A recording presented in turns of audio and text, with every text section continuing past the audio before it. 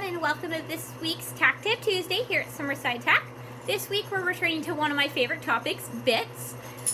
We're going to talk in a little bit more detail about how the number of joints on the mouthpiece affects the physics and mechanics of the bit.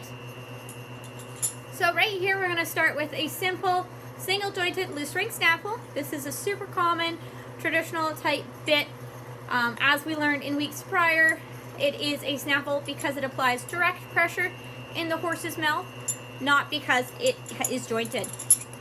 So as you can see, just a single jointed loose ring snaffle.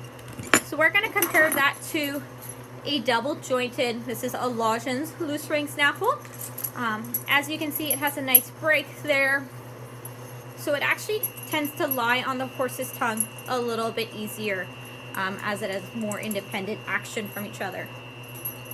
So when I'm in stores explaining bits, I like to use my arm as an example of the horse's tongue. It's not the exact comparison, but it gives you an idea usually. So as you can see, when I compare the double jointed snaffle versus the single jointed snaffle, the single jointed snaffle will actually come up in tint on the horse's tongue just a little bit more, as it doesn't have that extra joint to really allow it to fold. One thing that you'll find when people talk about single jointed bits is the nutcracker effect. So the nutcracker effect can kind of depend on the quality of your bit and how you're using it. So what happens if you pull back on both reins quite hard, the bit will actually turn into a bit of a V shape. So that can actually go up and hit the horse in the roof of the palate right there. So it makes it pretty uncomfortable for some horses.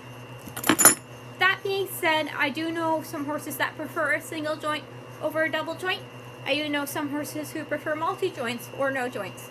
So it's very important to listen to your horse when deciding what bit you're going to be working with them, as each horse is an individual and has their favorite. So thanks for tuning into this week's Tack Tip Tuesday.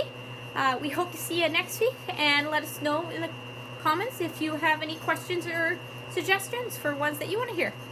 Thanks, and have a great day.